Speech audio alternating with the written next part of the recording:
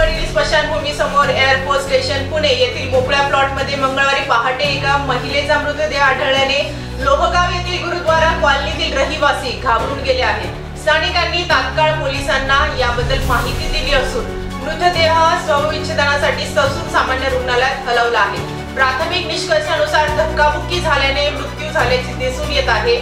सुवर्णा रवी साबळे असे महिलेचे नाव असून तिचे वय 30 ते 40 या दरम्यान आहे। तपासकर्त्यांच्या मते सुवर्णा रवी साबळे सोबत लिव्ह इन रिलेशनशिप मध्ये राहत होती, ज्याला आता प्राथमिक आरोपी म्हणून नाव देण्यात आले आहे।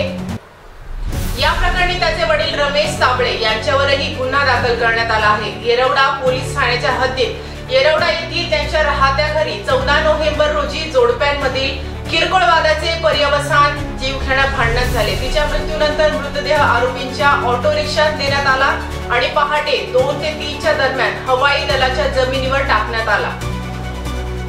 सीसीटीव्ही फुटेज आणि तांत्रिक पुराव्यांमुळे आम्हाला आरोपी आणि पीडित दोघांचीही ओळख पटवण्यास मदत झाली।